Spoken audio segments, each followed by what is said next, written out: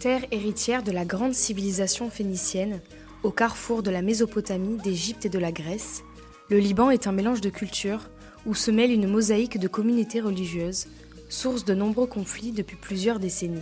C'est ce pays que Fadia nous fait découvrir, sa terre d'origine pour laquelle elle s'est battue et pour laquelle elle conserve un grand attachement. Le Liban se situait au sein du monde ancien. Il est une croisière de rencontres de toutes les civilisations. Fadia El Amouri, je suis d'origine libanaise. Je vis en France depuis 30 ans. J'ai voyagé un peu ailleurs aussi, mais entre-temps et avant. Suite à ce qui se passe dans mon pays d'origine, j'ai pris la décision de s'installer dans mon pays, France. Si vous faites un voyage naturel au Liban, vous allez rencontrer des vestiges qui remontent à toutes les civilisations anciennes. À savoir que dans l'Antiquité, le Liban s'appelait la Phénicie. C'est de là-bas, là où l'alphabet, les premiers alphabets, a été diffusé au monde entier. Dans les années 1920, après les guerres mondiales, le Liban était un protectorat français. Il a eu son indépendance en 1943. Et depuis cette époque, jusqu'à les années au début de la guerre, qui a été déclarée en 1975, eh bien, moi, donc, quand j'étais petite, avant les années 75, le Liban était la Suisse du Moyen-Orient. Donc, c'était le pays, le rêve des touristes, c'était l'inspiration des poètes, là où toute la civilisation et les cultures européennes et orientales se mélanger, même le cheikh Maktoum, le cheikh de Dubaï, il a marqué dans son livre qu'il venait à l'époque au Liban, il était jeune et il rêvait que son pays devienne comme le Liban. C'était le rêve de tout le monde.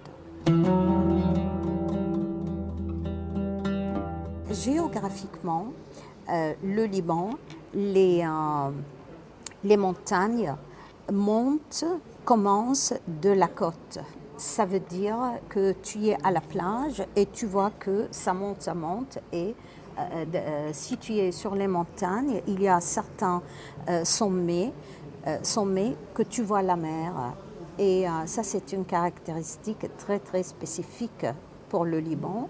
Ça veut qu'il est petit et tu peux faire du ski, même journée, tu peux faire du ski et aller à la plage. Il n'y a que 2 heures entre l'un et l'autre. Donc, on trouve diverses activités et différentes températures.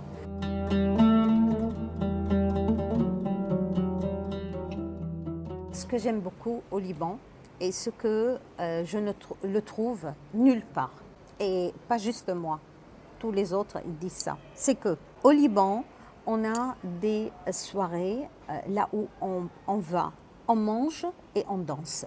Ça peut être de la musique arabe, ça peut être de la musique orientale, toutes sortes de musique. Et la musique dure jusqu'à 4 heures le matin. Donc on danse toute la nuit. On fait la fête, on passe d'un endroit à un autre. Après le matin, on part, on sort. Et tout est ouvert, toutes les pâtisseries, elles sont ouvertes. On peut manger salé comme sucré, du shawarma, du falafel, un sandwich manaïch. Et donc, après la fête, on mange et là il fait plus nuit quoi. Mais nous on va coucher donc à l'aube. On va se coucher et on fait ça les week-ends. Et tout le monde danse ensemble, tous les gens s'invitent, les gens, on rigole bien. Et c'est le meilleur sport du Liban, de danser et de faire la fête.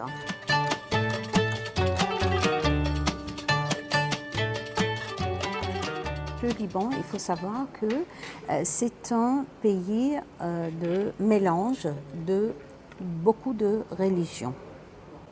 Donc moi, j'ai fait toute ma scolarité au Liban. À l'école, on est mélangés. Et pendant la guerre, les Libanais ont bougé en fonction de leur religion. Donc le Liban a été divisé en fonction de religion parce qu'au Liban, on a une chose que j'aime pas du tout et que je suis contre, que la religion est marquée sur la carte d'identité. Et donc, la religion domine la patriotie. Et c'est ça qui a fait la guerre au Liban. Il y a le parti du nord de Beyrouth, c'est la fête jusqu'au matin, c'est les plages, c'est voilà, la vie normale. Et vers le sud, eh ben, c'est la guerre. Mais les gens qui vivent dans la région, ils font la fête, c'est la sécurité, il n'y a pas des fronts. C'est d'une rue à une autre, d'un immeuble à un autre. C'est une guerre de rue. À certains endroits, c'est invivable. Et juste à 10 minutes plus loin, eh ben, c'est la fête.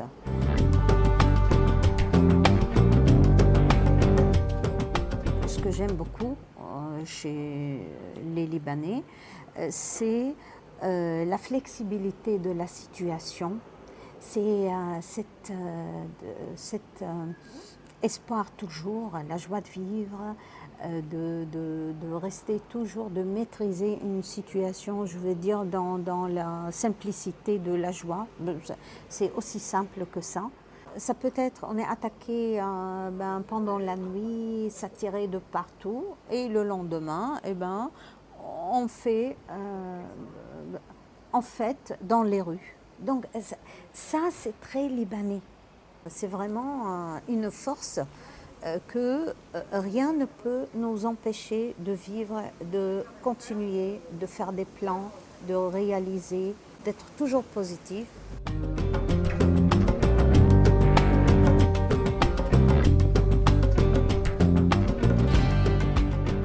On a beaucoup des artistes parlant par exemple de Fayrouz et son mari Rahabni. C'est eux qui ont créé, qui ont fait rentrer la musique européenne dans la musique orientale, les instruments musicaux. Et donc, ils sont devenus comme une référence. On a beaucoup aussi comme Amin Malouf, comme Khalil Gibran. On a des écrivains qui ont voyagé partout, qui ont une culture vaste et ouverte vers les autres cultures, qui fait une richesse exceptionnelle.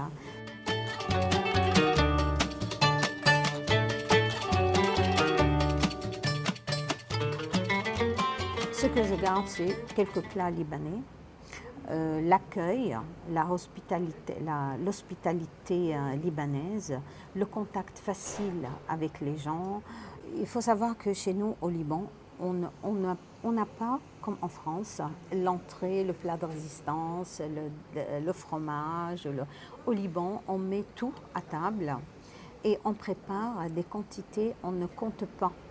Parce que on a des maisons toujours ouvertes, des grandes familles, et il y a des gens qui débarquent et qu'on les garde pour manger, et ça nous fait plaisir.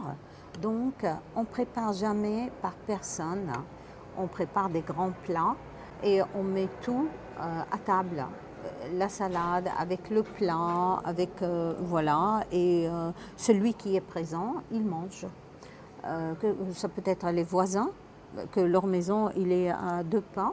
Ça peut être moi que j'aime pas ce que on a chez nous le plat et je sens l'odeur de chez les voisins, et ben je vais manger chez eux.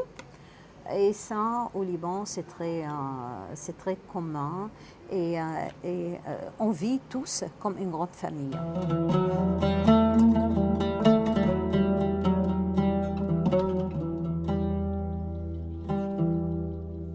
Dans mon village, on a eu, comme partout au Liban, à certains moments, la guerre.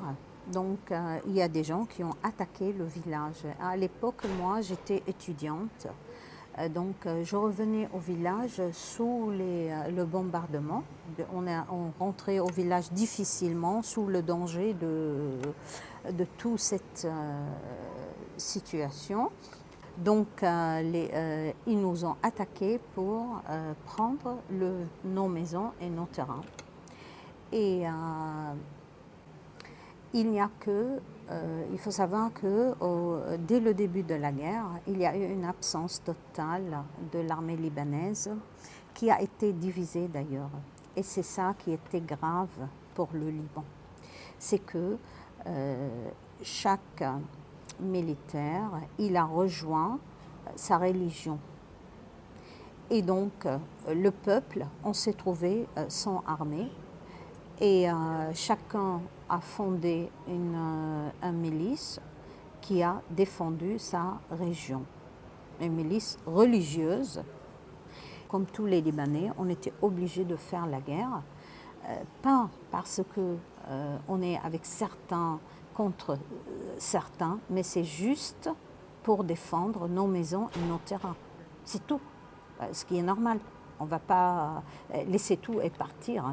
Et c'est la période la plus dure. C'était vraiment très agressive. Il y en a qui sont partis et que moi je tiens à ma maison, je tiens à ma terre.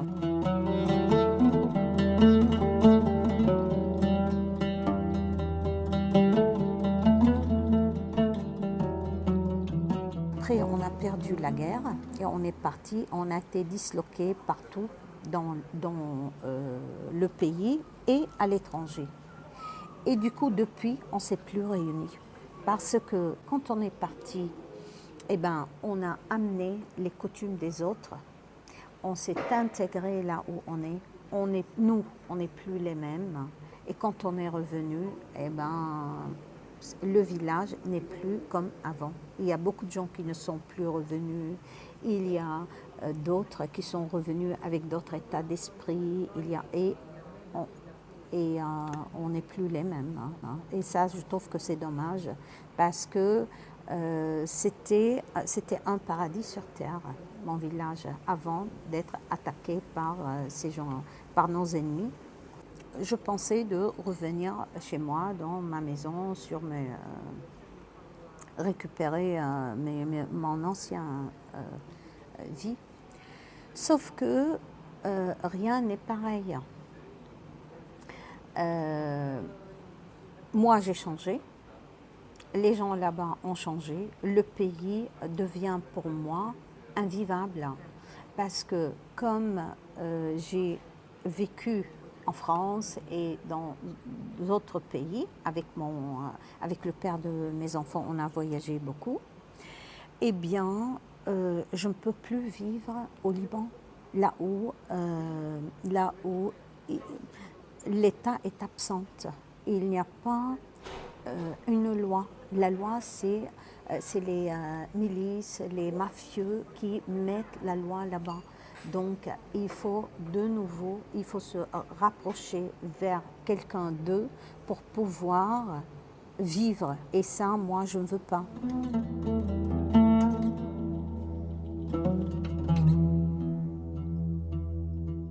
En 2019, il y a eu les fonds des Libanais ont été gelé. Donc, on a été volé tout notre argent. Maintenant, on n'a le droit que de prendre $300 par mois d'un des comptes. Les autres, on n'a pas le droit de prendre cette somme, même si on a 2, 3, 4 comptes, plusieurs comptes à la banque, eh ben, on n'a le droit que utiliser une fois ça. On retire 300. Qui peut vivre avec $300? Donc imaginez les gens qui sont à la retraite et ils vivaient très bien, ils ne comptaient pas, des maisons ouvertes, ils pouvaient garder les coutumes, inviter, recevoir, voyager. Hein. Et bien maintenant, il faut tout compter parce qu'avec leur salaire, à peine, ils peuvent payer l'électricité et l'eau. Ils peuvent même plus aller à l'hôpital. Donc il y a des gens qui meurent devant les hôpitaux.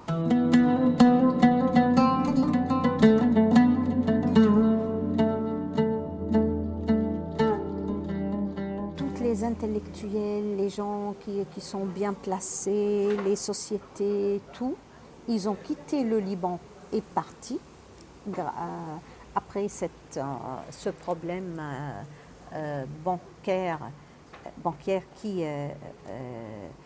a bloqué tout.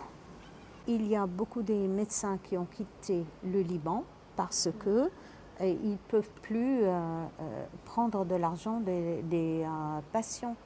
Les gens n'ont plus d'argent pour payer.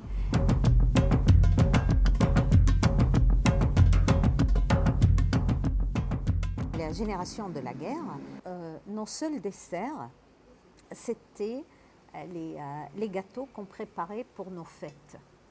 Et on préparait des quantités, mais des quantités, des grandes bassines, des grandes, immenses, 20-25 kilos de farine avec des dattes, avec des noix, avec des pistaches. Et on les mettait dans des grandes bassines. Chez nous, c'était sous le lit. Et tout le monde se servait en fait. C'était le dessert pour les grands, les petits, les voisins, la famille. Pâques, eh bien, on veillait jusqu'à 4 heures le matin. Et à 4 heures le matin, on allait devant l'église et avec les chants, avec tout ça. On préparait les œufs durs, donc on commençait à taper les œufs durs l'un contre l'autre, parce que l'œuf, comme le poussin sort de l'œuf, pour nous, c'est dans la culture religieuse que c'est comme ça que Jésus a ressuscité. Ça, j'aime bien. Et pareil, par exemple, moi j'ai mes amis musulmans, et ben, en fait, avec eux, leur fête de Ramadan, on va chez eux, on attend. Eux, ils n'ont pas mangé toute la journée. Bon, nous, on a mangé, mais c'est pas grave.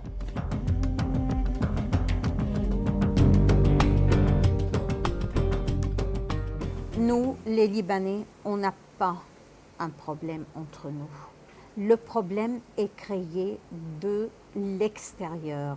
Ils se sont basés sur les points de faiblesse des Libanais, qui est la religion. On n'a pas le droit de les utiliser pour tuer l'un contre l'autre. Je sens que dans mon deuxième pays, qui est la France, ils sont en train d'utiliser le racisme. Et ça, il faut méfier. Un pays, c'est comme nos parents. Ils représentent nos valeurs, notre dignité, notre culture, notre façon de vivre. C'est l'endroit là où, comme on est chez nos parents. Donc, il faut en prendre soin.